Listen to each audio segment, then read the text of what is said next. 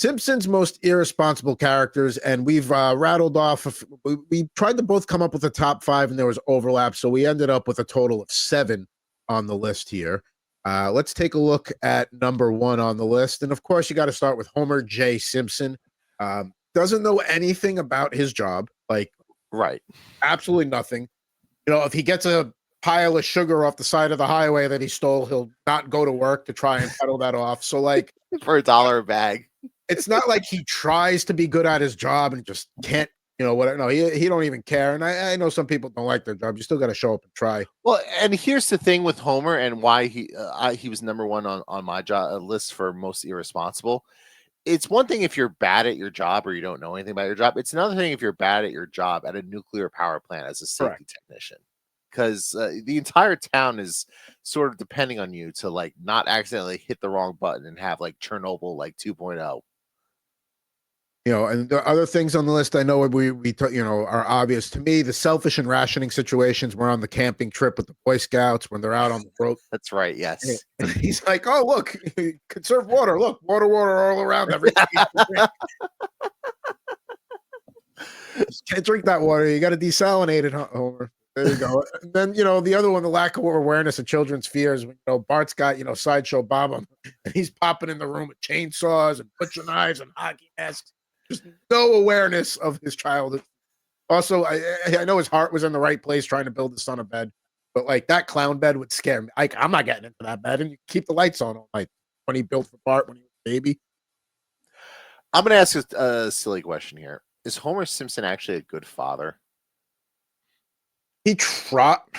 I think he ultimately is at the end of the day, because he does try, and like he will go to bat for his children, and like he'll. But like he needs a lot of stuff there that's really questionable. So when Marge gets addicted to gambling, like he does try to, the house falls apart. He's like got Tom Collins and clothes and frozen pie mix trying to serve that off as a meal. Yes, he's trying. He's not succeeding, but his heart and his head are trying to be in the right place. Like the kids still got to school. Maggie survived. You know, like you know, but just totally irresponsible.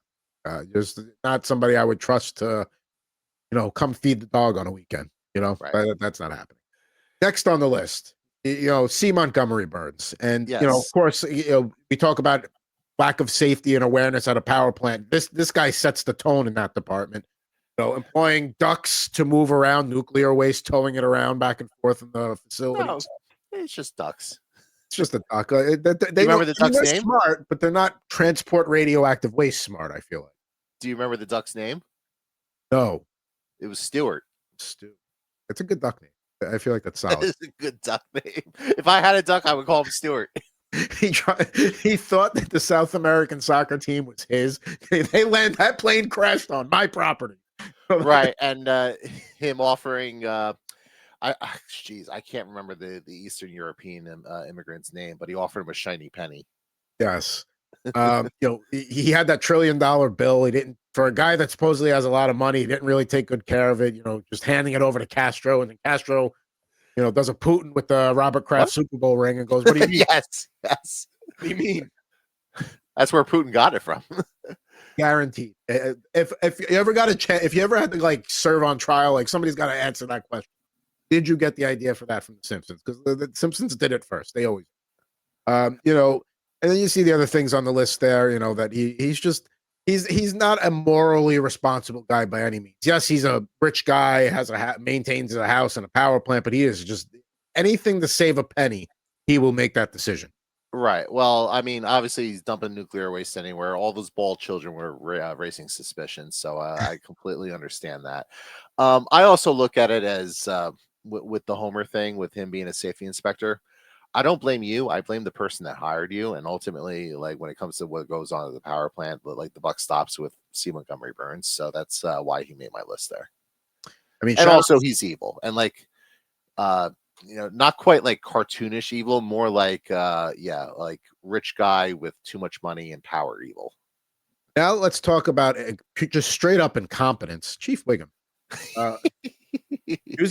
Chief Clancy Wiggum uses his gun to open walnuts. That he did, yes. Abusive power when Lisa says she's not interested in Ralph. All of a sudden, Homer's getting pulled over and getting busted taillights. Funny how that works out. At the B Sharps reunion, because he was a little spiteful that he got booted from the band, he unleashes tear gas at a very big moment. Mistakes high school athletes for zombies to the point where, he shoots them. And then, of course, I get that he want to get the prisoners out and about, but maybe a youth hockey game is not the place to let them out and watch. I know you're the coach of the team. You guys promised to come back, right? Yeah, the honor system. Yes. Well, you know how he is. He'd rather let a million guilty people go free than chase after them, or however the saying was. I mean, he's just he's just a terrible cop, and I don't even know if he tries. You're getting multiple phone calls of an elephant stomping around town. One or two might be a prank, but once you get to 3, 4, 5, you might want to just look outside and see if you hear anything. Yeah, but he'll drop what he's doing if there's beer coming out of the Simpsons chimney. It's true. Listen, everybody's got to get a free glass there. Right? You got to get in and get your free beer. So yeah, we're about halfway through the list here. We got 4 more to go on this edition of Rip N Riff, Simpsons' most irresponsible characters. Next up on the list, Dr. Nick Riviere. If we're going to talk about nuclear power safety and law enforcement, have to do just the complete opposite of Dr. Hibbard. Doesn't know basic anatomy, sews legs onto shoulder sockets and arms onto hip sockets. Mr. McGregor can attest to that. Now, I appreciate the trying to be efficient with what you got there, but using rubber gloves from a toilet cleaning supply kit for surgery, probably not the way to go. I don't know. 160 cases of malpractice as of whenever that was uttered on the show, so probably well north of 200-300 by now. Performed surgery with a knife and a fork, and then when Smithers was dealing with anaphylactic shock due to multiple bee stings, he throws him some change for booze. So not the best stuff. Most doctors, if they see somebody lying, they're going to check for some symptoms. They're going to, here's some change. Get a drink. Yeah, I've never seen a doctor, their prescription is go get a drink. And in fairness, with the performance surgery with a knife and fork, which he got from a seafood restaurant, by the way, at least he wiped it with a napkin. Yeah, he did clean him with his napkin. Dr. Nick. I mean, he's. I can make the argument he's the most irresponsible on the show. I mean, he performs open heart surgery for $129.99. Call 1-800-DOCTOR. The B is for bargain. Listen, he gives you a good deal, if nothing else. He doesn't rip you off. I mean, that's true. But I'm not sure I would trust him to perform open heart surgery or any operation. I wouldn't trust him to treat a wart. Next on the list, Krusty the Clown. Let's see here. Let's run through the list. So, I understand maybe want to take a shot on the Generals being due against the Globetrotters, but you put maybe a quarter of a unit on that or a half a unit. Not everything you've got. The dilapidated summer camps, where you got fake Krusty showing up and it turns into a Lord of the Flies situation. Sharp objects as cereal rewards. I do miss that we used to put legitimate rewards in cereal. Maybe not little mini blades, but something to play with. Gambling away your daughter's prized possession. You can't be doing that. He gets bribed for rewards. He gets it says the quiet part out loud and the quiet doesn't. So you got moved to a bigger house. Smokes on set with children around. I mean, that right. You can't be doing that. And then, who has a beef with the Special Olympics? I mean, come on now. Oh, that's right. He smoked the Special Olympics. Yeah. There's so much here that you haven't even put on the list. Anytime he's ever tasted food at the Krusty Burger, it makes him physically ill. Yeah, he still sells. And not just that, also the he was going to try the Jagged Metal-O. It turned out to be a regular Krusty-O, and that also made him sick. That's right. I forgot about. Oh, and all the Krusty brand stuff, the alarm clock that was insanely hot to the touch. He's he just he likes to slap his name on things, whatever's going to get his name out to anything. Yeah, he's fine with it. So yeah, Krusty definitely one of the more irresponsible. Just treats his. Listen, I'm not saying what Sideshow Bob did is okay, but he treats Sideshow Mel like garbage. He treated Sideshow Bob like garbage. So, like, yeah, he's just not a good guy. Well, no, he's not.